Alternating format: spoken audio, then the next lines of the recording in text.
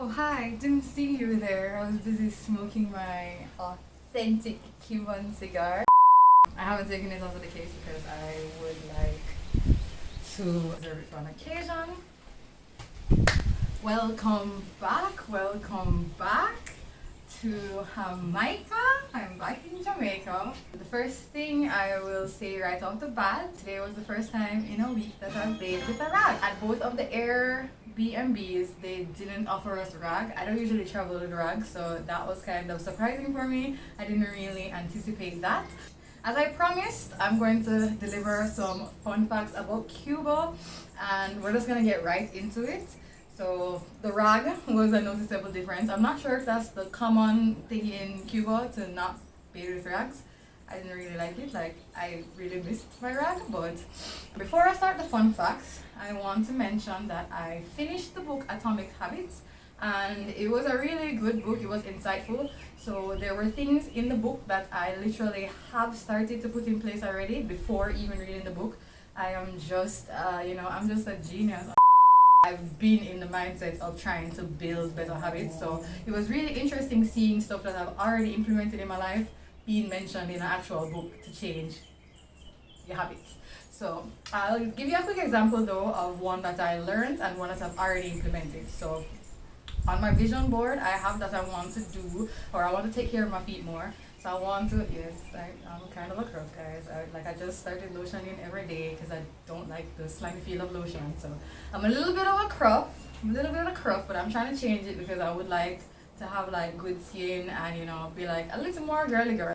And you guys are just here for the journey. Just want to let you guys know that this is my second time filming this video, and I deleted a 31-minute video because I literally hated how my hair looked.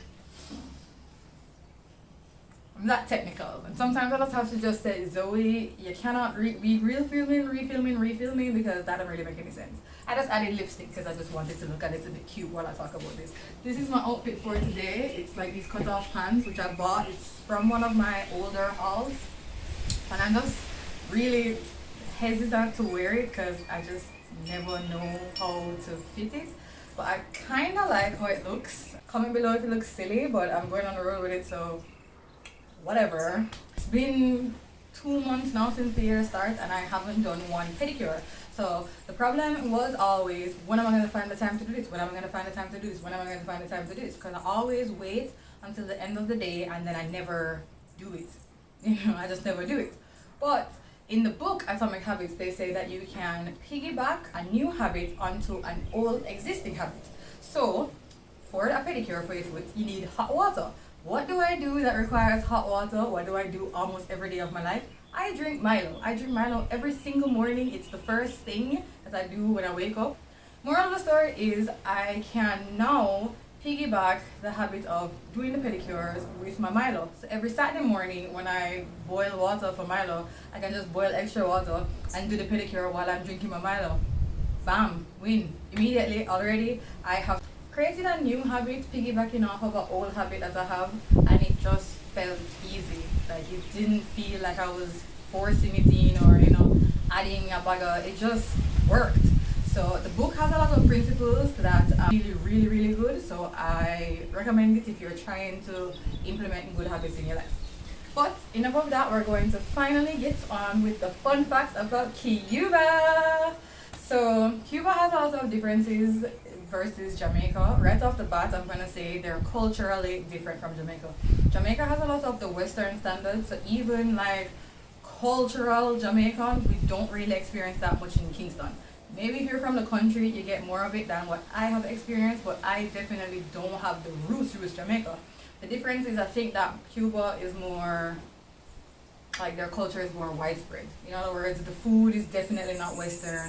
Their ideals are definitely not Western. Their dress does not really reflect Western ideals. So they are really managed to keep their culture intact. And I know it's because they told USA to fuck off. They were like, fuck you niggas. We are doing our own thing. We run this. This is our country, not yours.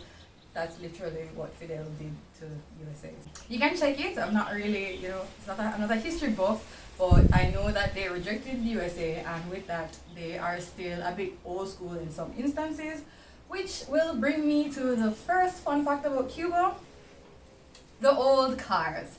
So in the video you will see a lot of old cars, and you know the cars I'm talking about. I'll insert a clip right here. So these old cars are maintained over, you know, generations, because they don't really import new cars. We saw a few newer vehicles, or, you know, vehicles that are more modern, but it was in the minority. The cars are standard, you know, stick shift. Their cars are also left-hand drive, and they also drive on the right side of the road. That one is the one that didn't, like, it didn't take me aback at all. I don't know if I need to, I don't know, it just never felt weird to me. But Khalees immediately did that, and she's the non-driver of the two. But the weird thing about me was the left-hand drive, because I sit on the left-hand side of the back seat all the time, and for me to be behind the driver was just weird for me. Since I'm here on the cars, might as well touch on something that we have a lot of experience with in Jamaica, which is fucking bad driving. If you've ever driven in Jamaica, you definitely have experienced bad drive from either, I don't want to name specific groups of people. Some groups of people are more, you know, there are people who literally can't drive, and there are people who don't know the rules, and then there are people like the taxis. So we have a plethora of options constitute into our nation of bad drivers. So they don't have that in Cuba. I didn't even realize that the driving process was smooth. Like, I never felt ever angry. I didn't feel road rage, and even because there was a lot of lane turning, there was never a problem, you know, like nobody runs the red light or nobody just does stupid shit on the road. So that's a plus for Cuba versus Jamaica. Our second fact, the second fact is funny, because people were like, yo, Zoe, you're going to a new country, you need to hook yourself up with a Cuban man, and you know. But like, all the men, or majority of the men in Cuba, are like short. You just have to say that you're fine when you're not really fine, but you just can't get into it because they would never understand. And when I mean short, I mean like maybe my height, maybe not even my height. I'm 5'9". They're pretty short. I think I can count on my hand. Like, literally, it's not more than 5 people that I saw that were taller than me. I mean, I'm not gonna beat anybody, but that's not my style. If you're interested in short men and what they have to offer, feel free to dip on over to our neighborhood country in the north. The men are very pequeño, small. Fun fact number 3 about Cuba is they have an affinity for small dogs.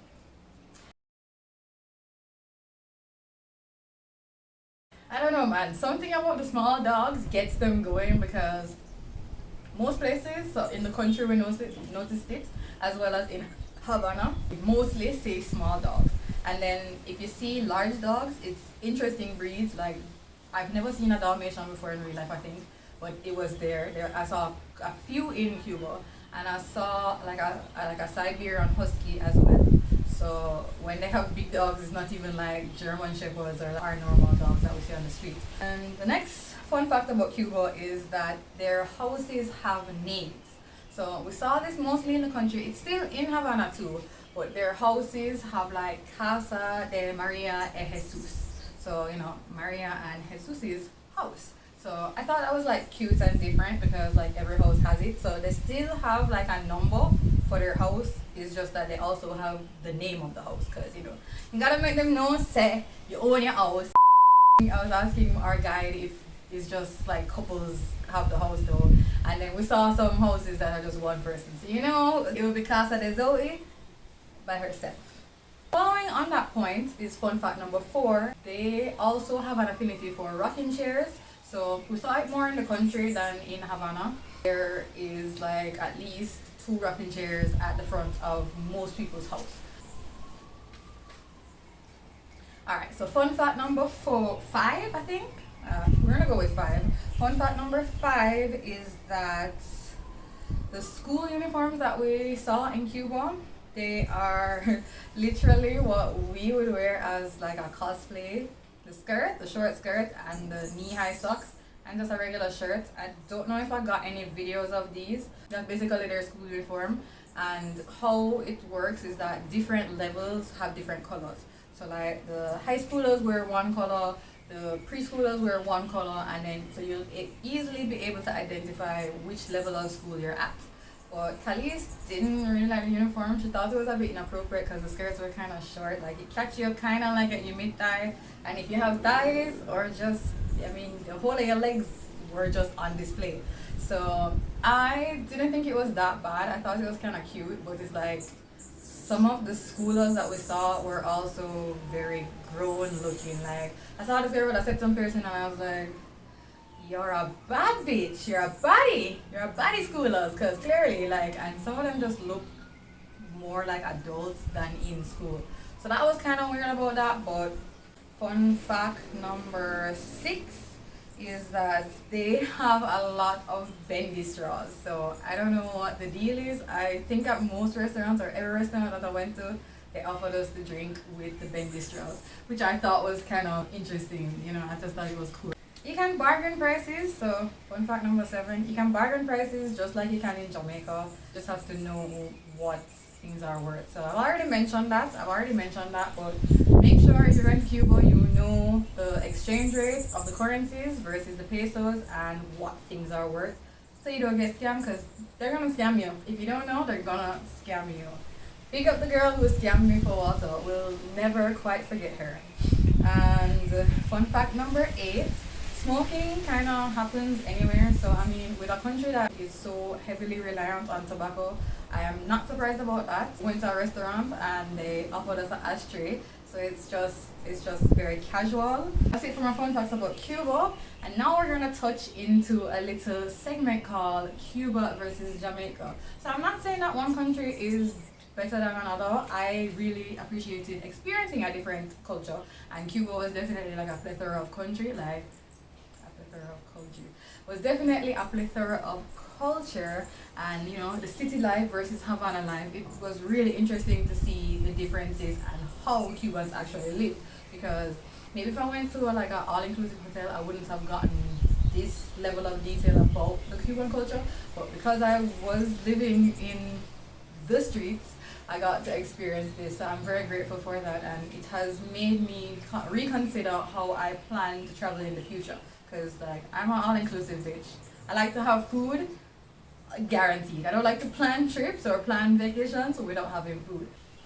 So the first thing, Cuba versus Jamaica, and I guess like the most important thing or the most glaringly obvious thing that people would want to experience, Cuba has less crime than Jamaica, and there is less or non-existing. I don't know if it's because we don't speak Spanish, like, you know, and they didn't, maybe they were saying things, but there is less harassment in Cuba.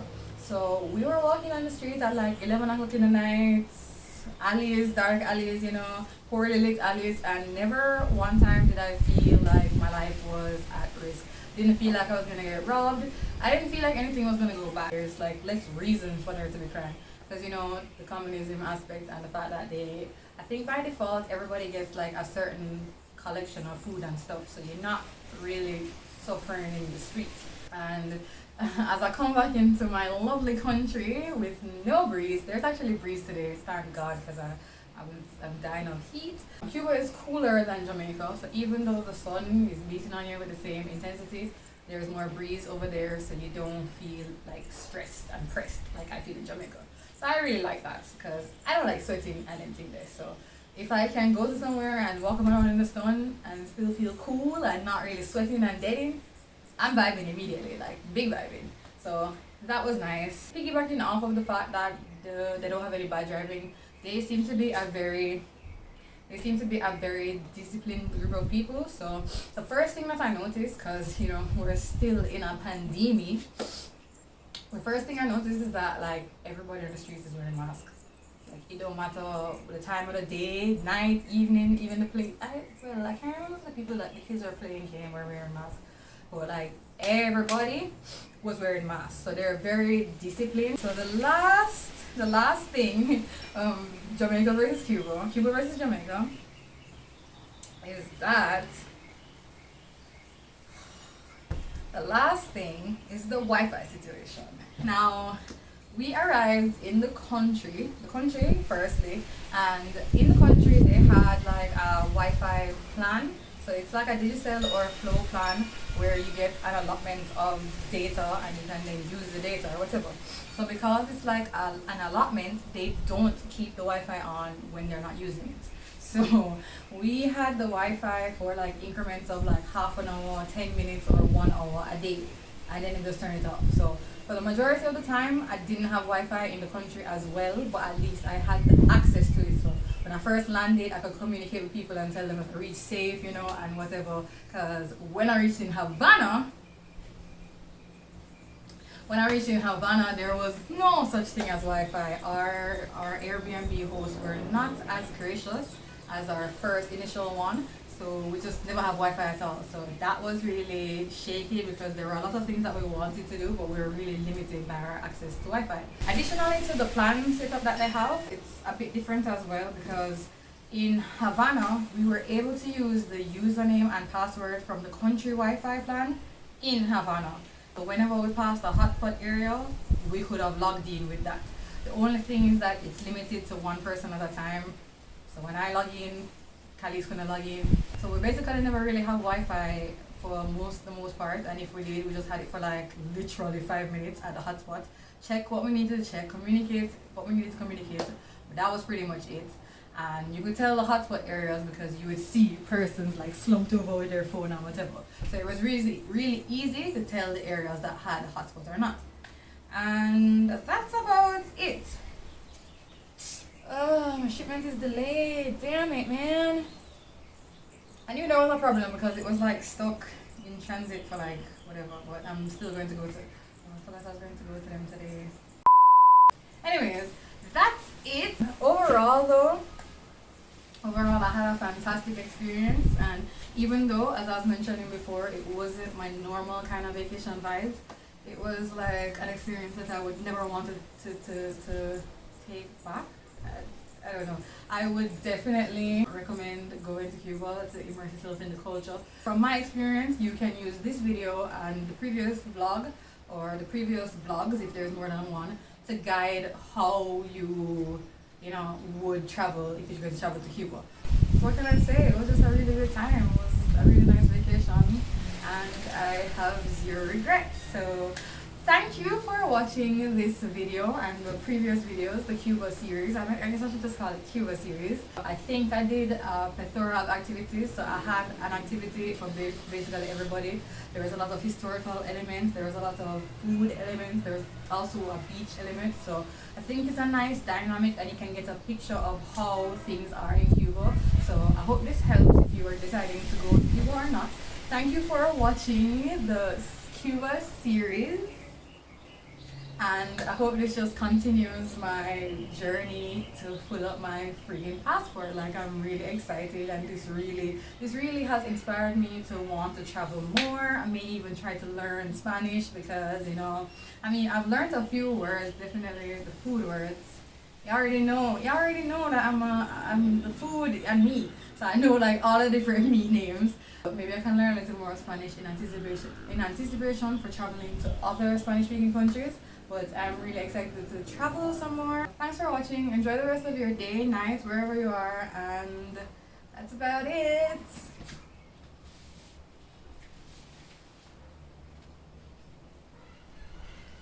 Oh, I just wanted to mention, across the video you could have seen a lot of these references. So we had C for Cuba, obviously, C for Cuba.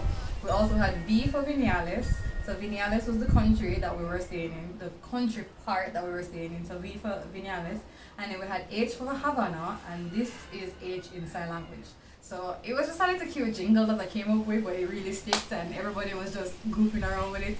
So if you see us in pictures doing these things, it's because of that. So thanks for watching. Bye.